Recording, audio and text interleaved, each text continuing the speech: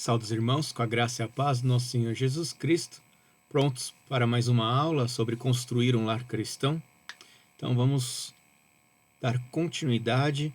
Nosso estudo está progredindo, estamos avançando no conhecimento da palavra de Deus, nas coisas referentes ao lar cristão. E hoje nós vamos falar mais a respeito do casamento, dos votos, da importância, o que é o casamento de uma maneira bíblica, de acordo com como Deus estipulou em sua palavra. Então, vamos lá? Lembrando sempre de não se esquecer de fazer as orações, pedindo a direção de Deus para que Ele aplique as verdades das Escrituras ao seu coração. Pois não há como compreendermos coisas espirituais sem que estejamos espiritualmente capacitados por Deus para receber estas verdades.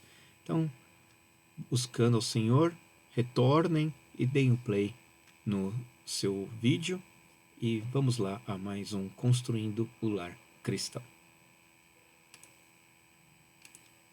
Pois bem, aí está o nosso curso. Hoje nós vamos falar a respeito da aliança conjugal. Princípio.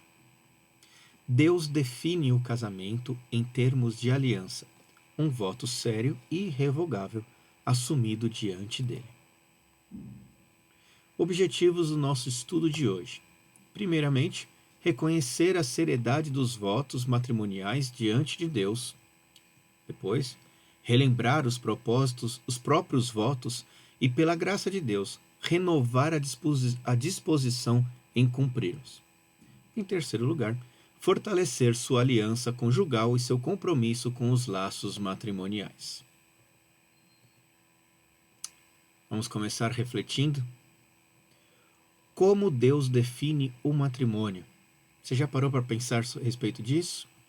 Será que casamento é uma invenção social? Será que simplesmente porque as pessoas casam, isso aconteceu durante alguns rituais e nós acabamos seguindo um modelo estipulado pela sociedade? Quais os ingredientes essenciais para se construir um casamento? Parou para pensar nisso também? Pois bem, reflita um pouco a respeito disso e retorne para o nosso estudo. Dois temas são muito recorrentes nas Escrituras.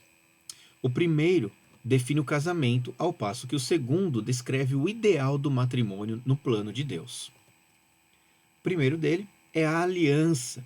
Então, a aliança define o casamento, ou seja, o casamento é uma aliança. E o segundo, a amizade, descreve o ideal do matrimônio no plano de Deus. Vamos dar uma olhadinha nisso? Aliança conjugal.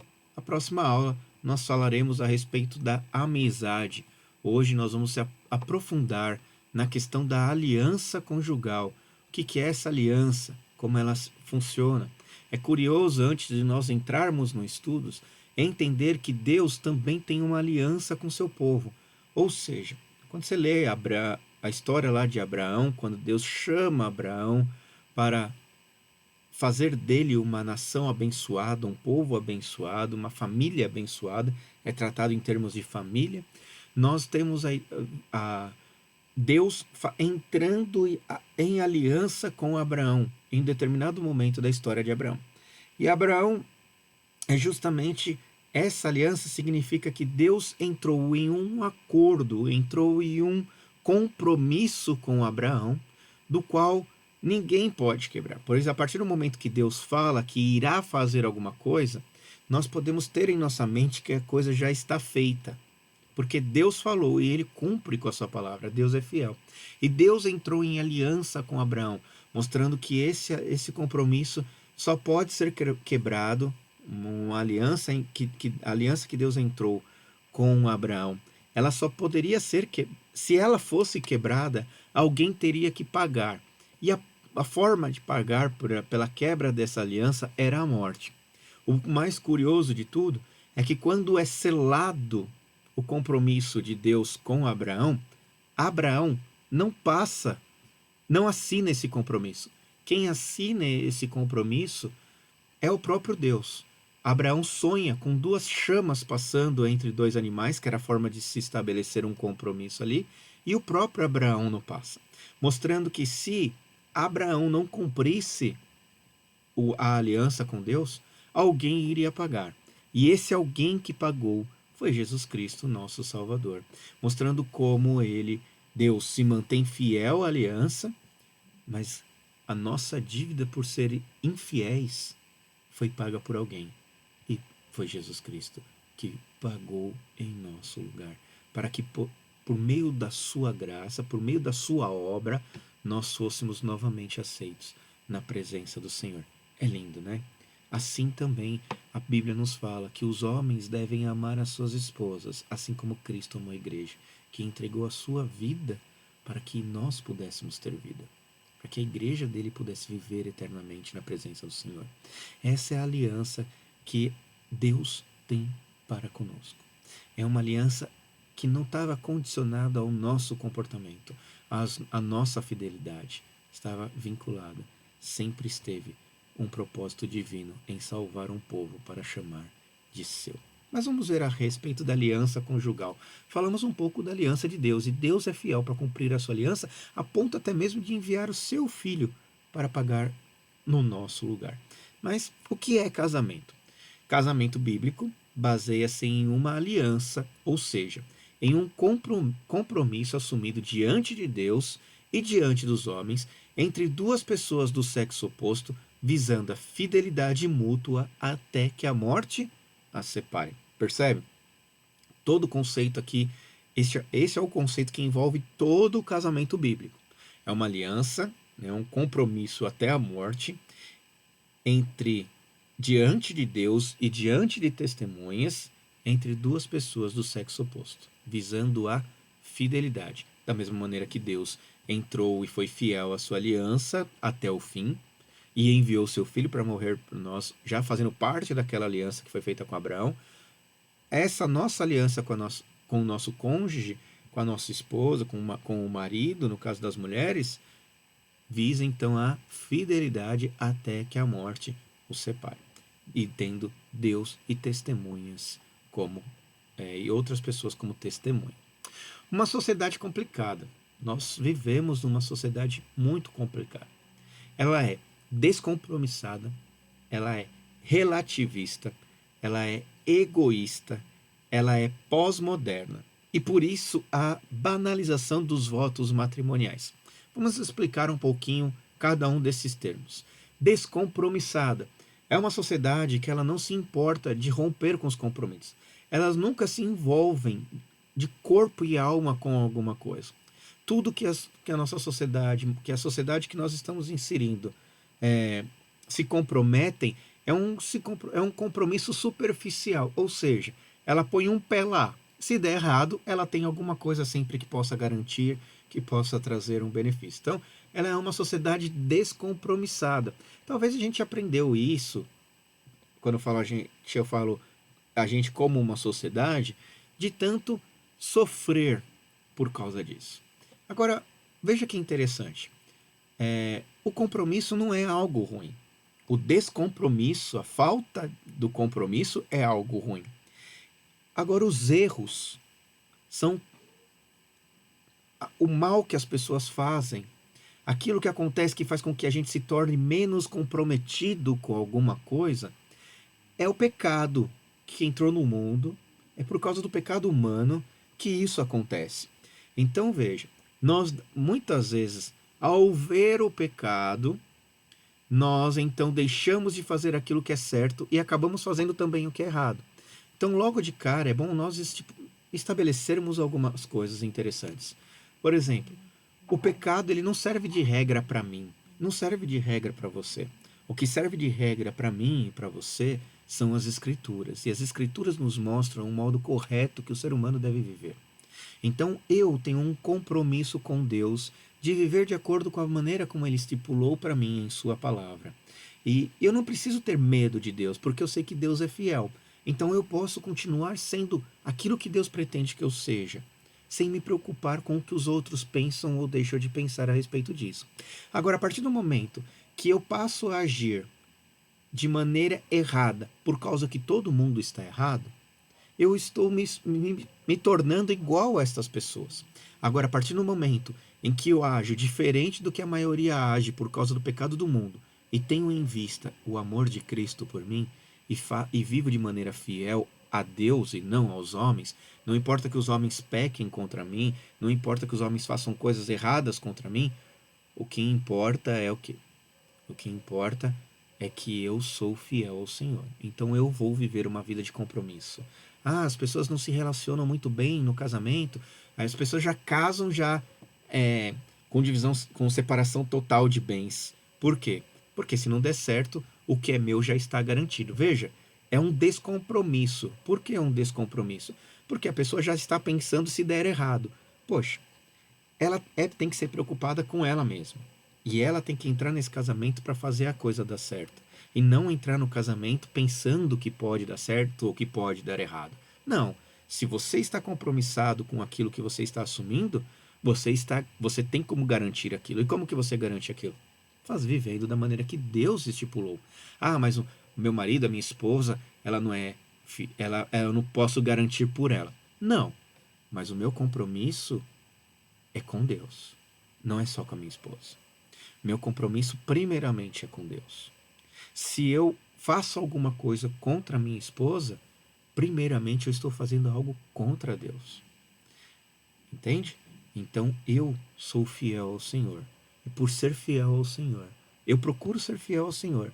E por procurar ser fiel ao Senhor, eu serei fiel à minha esposa. Percebe? Não importa o que ela faça, não importa o que possa vir a acontecer durante o casamento, eu tenho um compromisso. Eu entrei nesse casamento, eu fiz um voto e eu vou até o fim.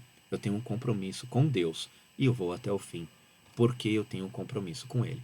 E isso também nos leva ao segundo ponto, o relativista. Né? Uma sociedade relativista é o quê? Dependendo de como as coisas forem, a verdade não se aplica muito bem. Então, Deus falou que eu tenho que ser fiel à minha esposa. Mas aí vem a sociedade e coloca os mas. Ah, mas ela me tratou mal, mas eu me apaixonei por outra pessoa, mas eu ela me traiu, alguma outra coisa que pode ter acontecido. Todas essas coisas são o quê? É relativizando aquilo que Deus falou, que não se deve separar. Então veja, é você colocar algo em alguma coisa que foi estipulada e falar assim, bom, o certo é esse, mas o certo não se aplica à minha vida. Porque se fosse na minha vida, se Deus tivesse visto o que está acontecendo na minha vida, ele teria feito essa lei de maneira diferente. Está relativizando as coisas. Não. Deus estipulou uma coisa que é universal, o casamento. Ele não colocou mas, ele não colocou condições. Então, não tem como nós relativizarmos isso. Né? Então, e por que egoísta? Porque, veja, tanto o descompromissado quanto o relativista, ele está pensando em quem? Em si próprio. E o casamento significa pensar em quem? Pensar no próximo. Então é uma sociedade descompromissada, relativista e egoísta. Por que pós-moderna? Porque o pós-moderno significa viver para os próprios desejos. Isso que é o pós-moderno. É uma questão filosófica, onde antigamente Deus era o centro de todas as coisas. E agora, né, na visão moderna, o homem é o centro de todas as coisas. Eu sou o centro de todas as coisas. As coisas só são válidas enquanto as coisas forem boas para mim. Então, se o casamento não é mais bom para mim, eu termino. Acabou o casamento e pronto. Isso é a visão pós-moderna. Ou seja, enquanto eu estiver sendo feliz, está bom. Quando estiver causando a minha infelicidade, não está boa. Veja, muitas coisas se perdem com a questão do casamento quando você pensa desse jeito. Nós já falamos de alguma. Uma delas é o quê? Deus trabalha em nossas vidas por meio de outras pessoas que estão ao nosso redor. E a principal pessoa que ele usa para trabalhar na minha vida é a minha esposa. No caso, Deus usa o cônjuge e você também na vida do cônjuge para que a gente vá entrando em atrito por causa dos nossos pecados e ao olhar para Deus eu possa perceber onde que eu estou errando e corrigir. E é justamente somente quando você compreende que Deus é o parâmetro para a sua vida, que você vai então olhar para o seu casamento que está tendo atritos e vai olhar onde nós estamos errando e vai buscar ao Senhor. Ah, fui eu que eu errei. Eu vou lá no meu cônjuge. Não importa o que ele tenha feito, não importa o que as consequências da discussão. Eu percebi diante de Deus que eu fui errado. E eu peço perdão a Deus, porque primeiramente eu pequei contra Deus. E depois eu peço perdão à minha esposa, porque eu pequei contra ela também. Acabei tratando ela mal por causa pois eu não tinha percebido o mal que eu estava fazendo. Mas agora que eu percebi, eu reconheço isso diante de Deus, diante dela, e procuro pela graça de Deus viver de maneira diferente. Então veja, uma sociedade pós-moderna, isso nunca vai acontecer. Por quê? Porque eu estou olhando para a minha felicidade. Mesmo que eu tenha errado, o jeito que ela me tratou é inadmissível. Então, já não tem mais como a gente consertar isso, porque eu já estou infeliz. É muito mais fácil eu partir para outra e depois, se não der certo também, toda vez que toque em alguma coisa que eu tenha que mudar, em algum mau caráter, algo que é de mau caráter que existe em mim, alguma coisa errada que existe em mim, toda vez que toca nesse assunto, eu fujo. Então eu largo e vou para a próxima. Como o pessoal diz aí fora, né? A fila anda. Então eu não mudo, eu continuo sempre sendo a mesma pessoa. Por quê? Porque eu prefiro mudar de pessoa do que mudar de caráter.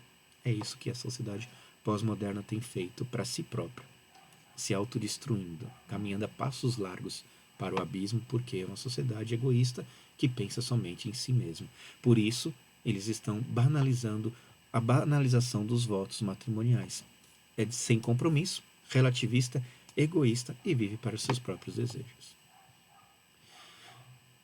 Mas, diante de Deus, vamos ver Provérbios. O casamento, ele foi estabelecido diante de Deus. Quando você fez os votos ali, falando de que estaria casado para sempre, né, casado com aquela pessoa, que ia cuidar na saúde, na doença, né? Olha o que o texto diz, versículo 16 de Provérbios 2. Para a sabedoria te livrar da mulher adúltera, que é a questão da esposa, né, da esposa, de uma esposa infiel, da estrangeira, e é muito curioso ele usar esse termo estrangeira, porque significa o quê? Aquela que não tem compromisso com Deus. Lembra que Provérbios foi escrito para o povo de Deus. E a partir do momento que ele fala a estrangeira, significa aquela mulher que não tem compromisso com Deus. Então, a sabedoria, ela pode te livrar da mulher infiel, da que não tem compromisso com Deus, que o que ela fala é somente para te agradar e não palavras que sejam sinceras e verdadeiras, que tenham algo que seja firme, alicerçados. Não é como a areia que ela fala, né? Você sopra, já não existe mais nada. Conforme bate o vento, as condições mudaram e não tem firmeza. Não, a palavra de Deus é como a rocha. Não importa o que aconteça, ela está firme ali, presa, né? Ela não se move, a gente pode confiar.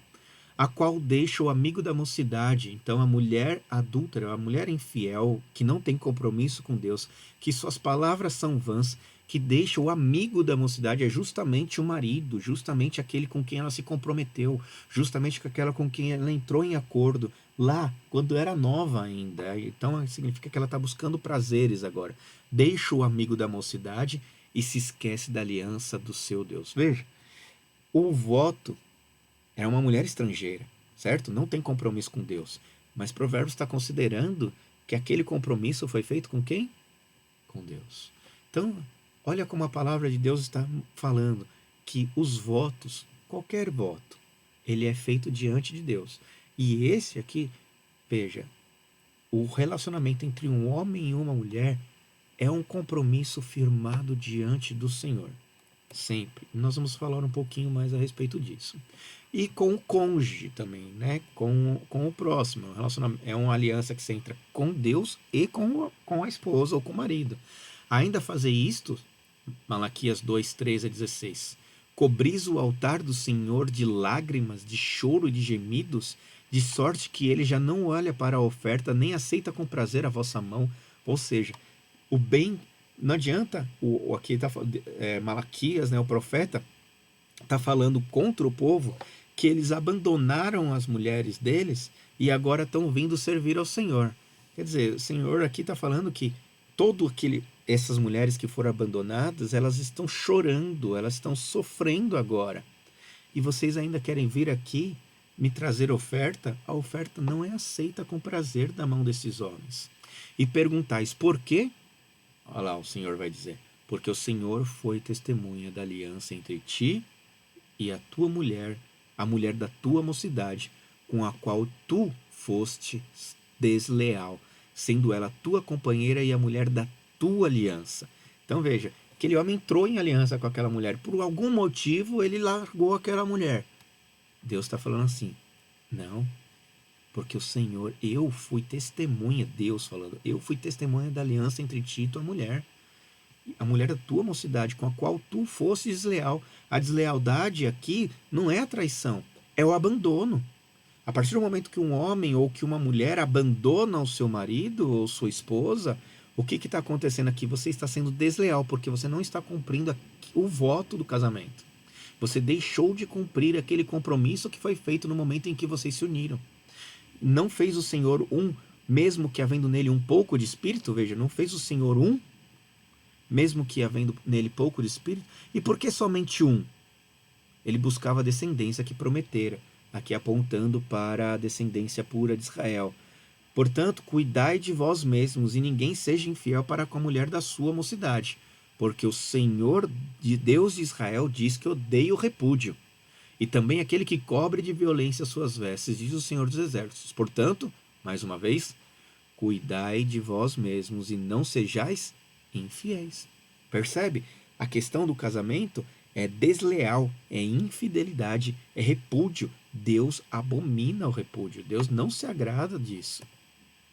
Deus odeia o repúdio. Então fica uma pergunta: qual a importância das testemunhas, padrinhos e madrinhas no casamento? Já pararam para pensar? Nossos casamentos sempre têm, seja no civil, seja no religioso, nós temos ali as testemunhas. No civil assina, tanto no religioso tem que assinar o livro quando o casamento civil é feito com... O casamento religioso é feito com força de civil, casamento civil. O pastor, ele tem o livro em mãos, do qual a pessoa assina, né? O casal assina, a testemunha assina e ele também assina, dando então direito civil, né, sobre aquela união. Então, qual a importância desses padrinhos no casamento? Será que eles só têm importância porque a lei nos pede? Reflita. Vamos pensar um pouquinho a respeito das testemunhas?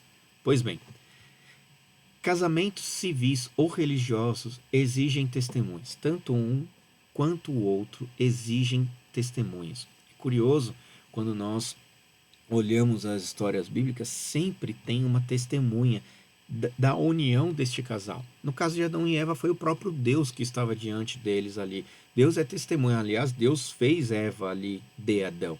E depois dos filhos, quando a gente vai olhando as escrituras, percebe, quando você olhar algum casamento, algum momento que teve união, sempre haverão testemunhas desta união.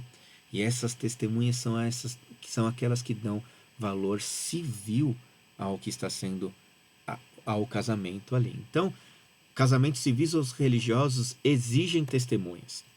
Elas testemunham e confirmam o pacto feito entre o casal e também diante de Deus.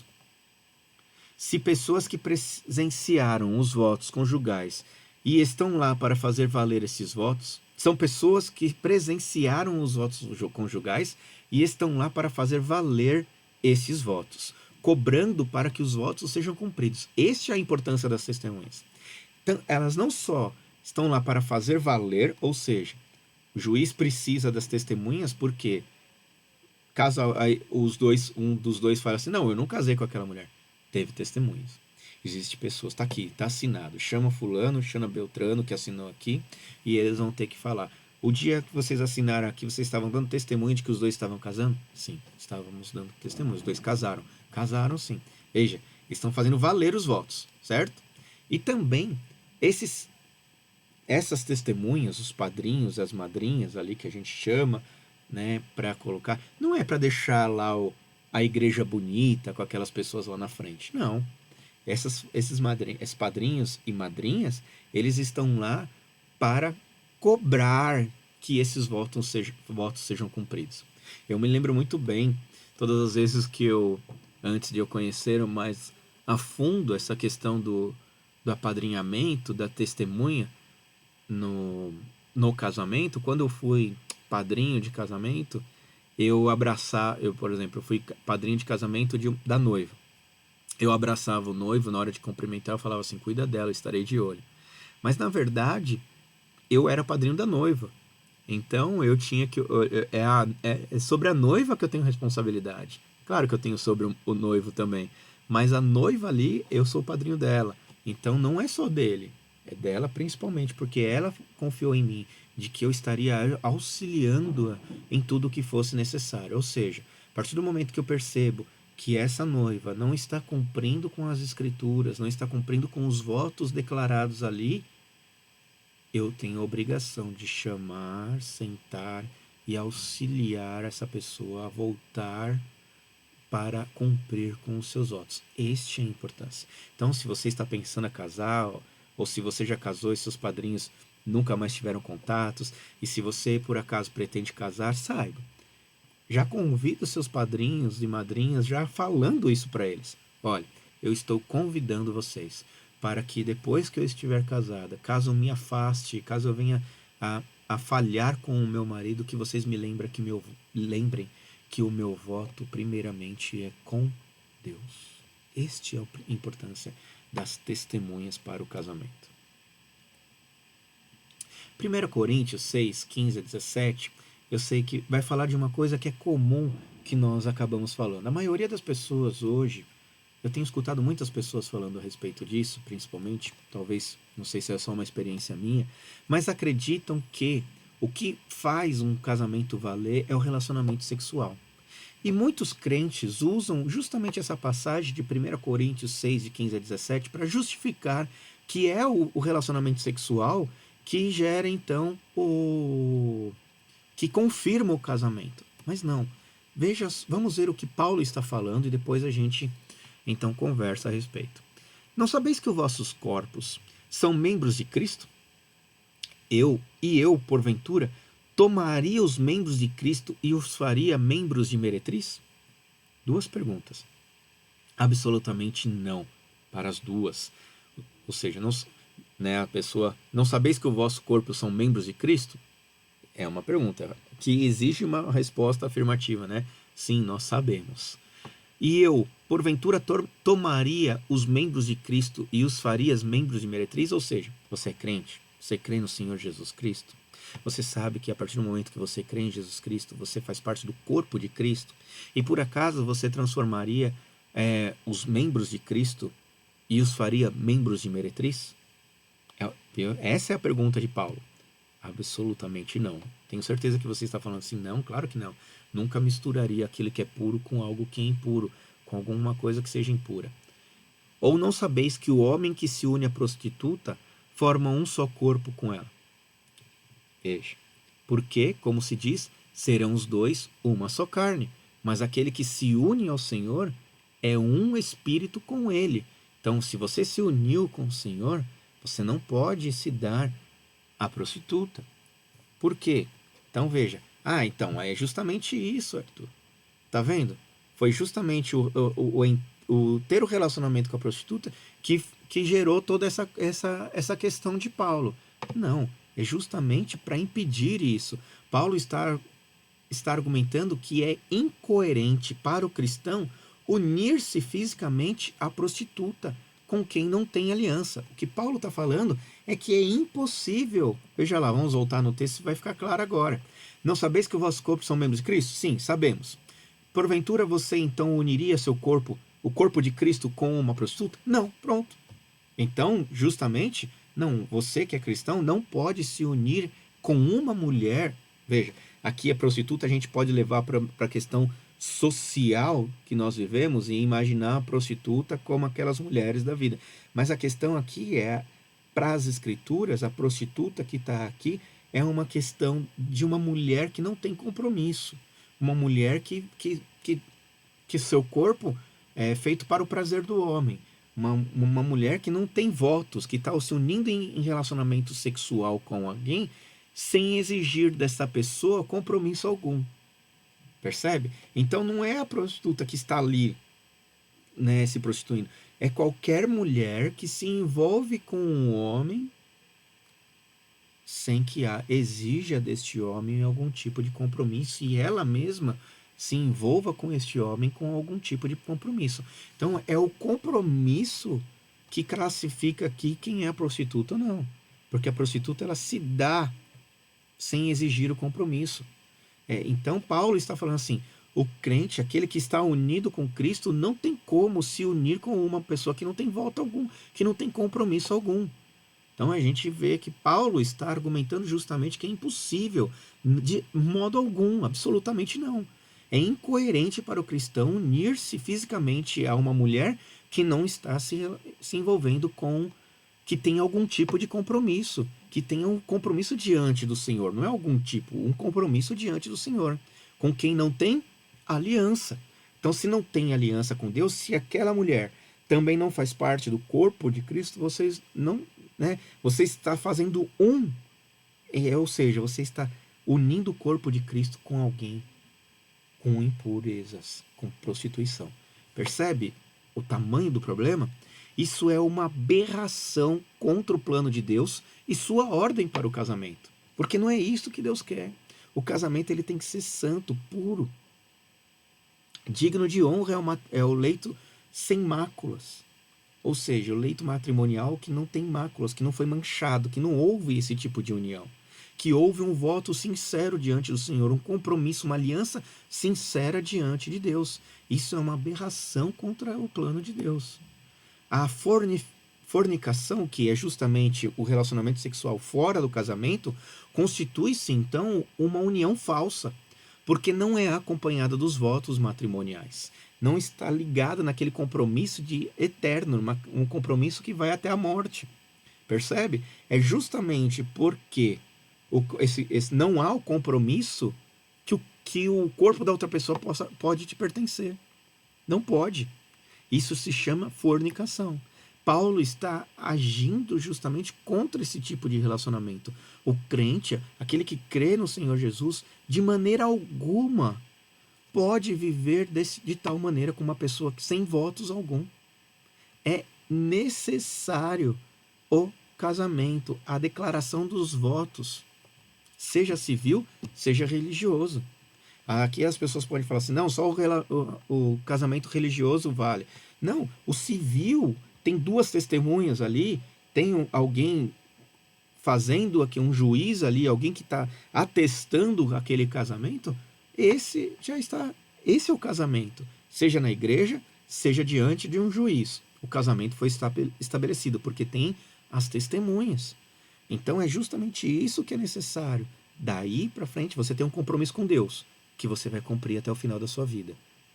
Ou seja, você casou com a sua esposa, você casou com o seu marido, diante de Deus, diante das testemunhas, até o fim da sua vida. É um compromisso que vai até o fim.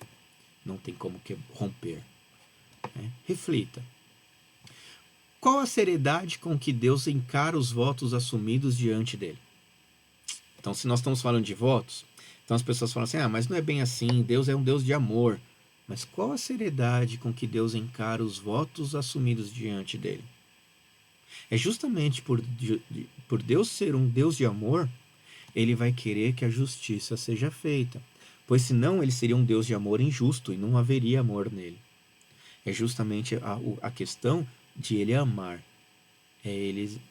Os votos se tornam então necessários. Porque baseado neste amor, esses votos devem ser cumpridos. Quais as implicações que se podem encontrar nos votos matrimoniais? Vamos dar uma olhada em Eclesiastes 5, de 1 a 7. Guarda o pé. Já começa bem, né? Não caminhe, né? De caminhar. Guarde o pé. Quando entrares na casa de Deus, chegar-se para ouvir é melhor do que oferecer sacrifícios. Porque tem pessoas que chegam na presença de Deus, falam muito, se comprometem e não cumprem nada daquilo que estava comprometendo. O que ele estava fazendo era uma barganha com Deus.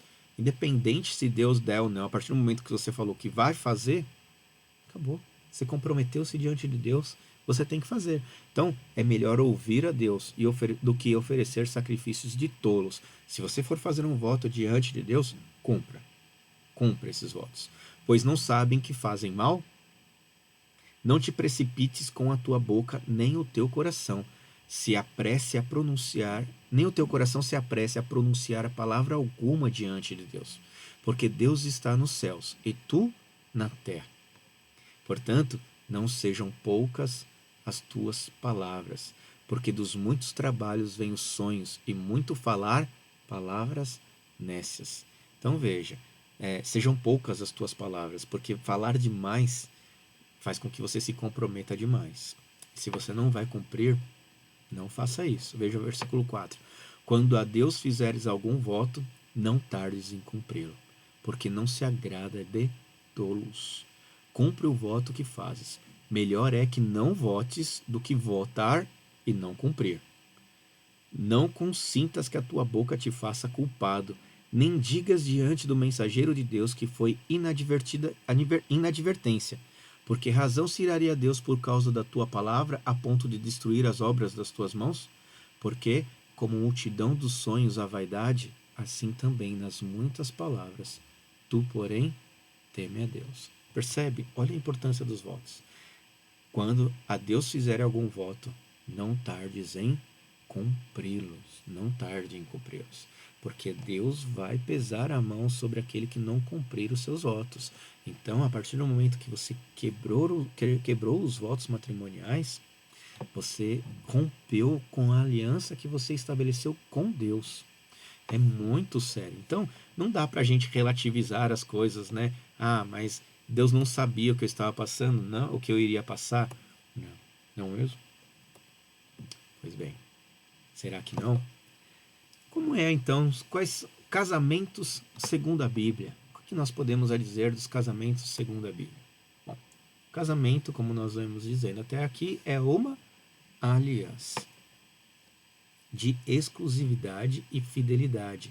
É uma mulher, é um homem fiel até a morte, certo? Nós falamos a respeito disso já nas outras aulas. Exclusividade e fidelidade. É vitalício, Mateus 19,6. Vocês podem pausar o vídeo e ir lá ler. É para toda a vida.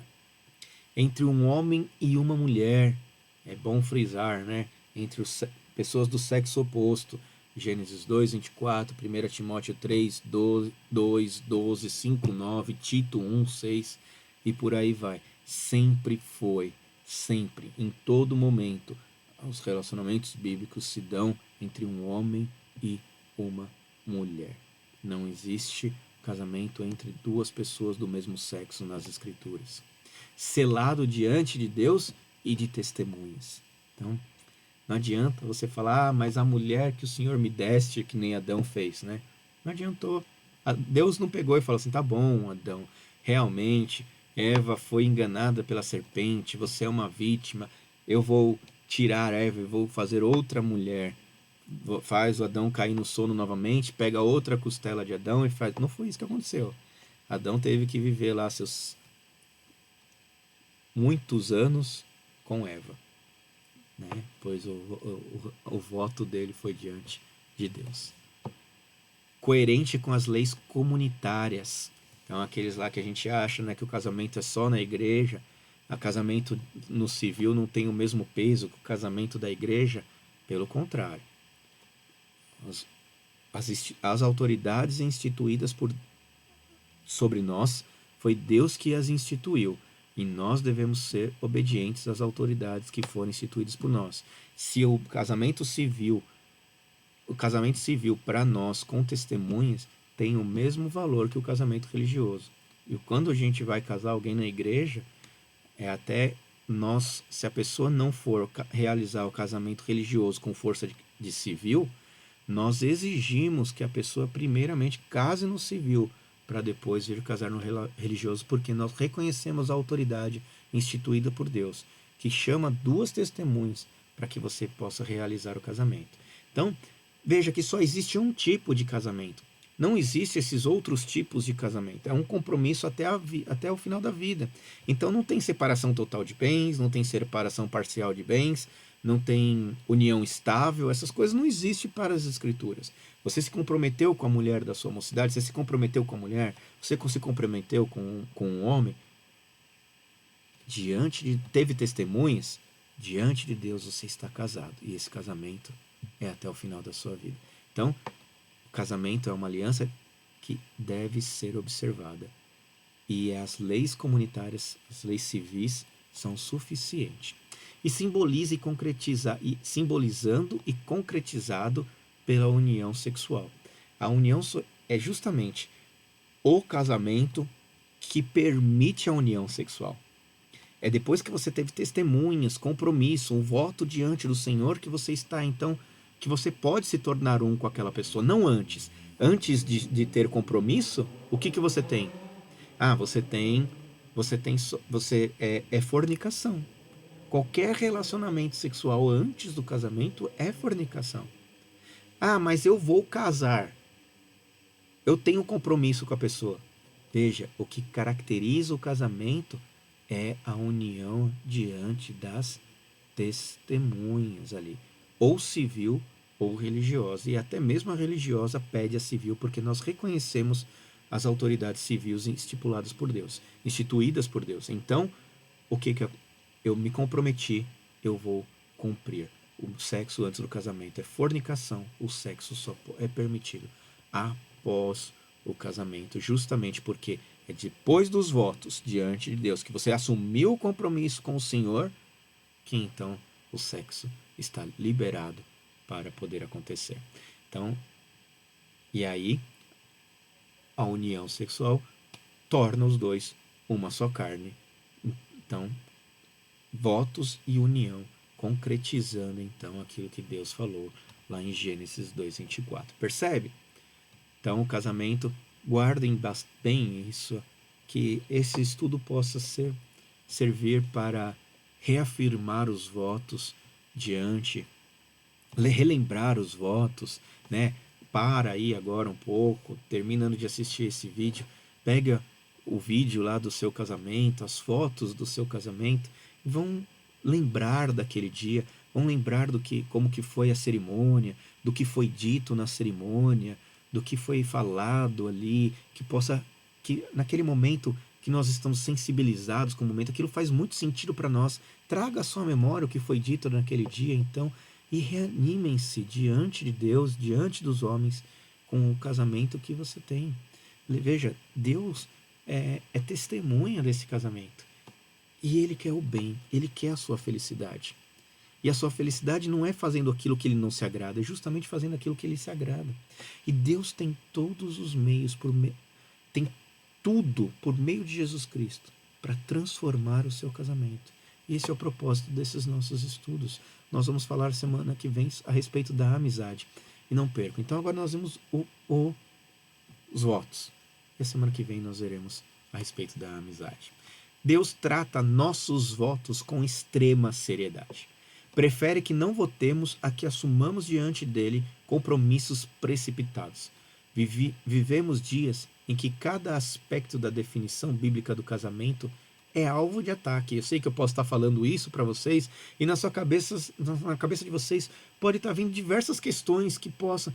Veja, o que a Bíblia estipula é isso. Qualquer outra coisa não está vindo das Escrituras. E se não vem das Escrituras, vem de quem? Pois bem, por isso que o casamento é alvo de ataque. Diante de tudo que já aprendemos, não devemos nos surpreender com o ódio com que Satanás encara a família, que é reflexo da glória de Deus. Que Deus nos dê casamentos em que sejamos fiéis à aliança que assumimos diante dele e das testemunhas, até que a morte nos separe. Que Deus abençoe vocês e que vocês possam então olhar um para o outro neste momento. E o que você acha de refazer seus votos com seu cônjuge? Reflita, pense, converse, já que temos que ter um casamento conforme a vontade de Deus e que Ele te dá tudo aquilo que é necessário para que você tenha um casamento feliz, refaçam os votos e um compromisso de buscar a Deus para realmente tornar este casamento feliz. Que Deus os abençoe e até a próxima aula, até o nosso próximo estudo, se assim Deus permitir.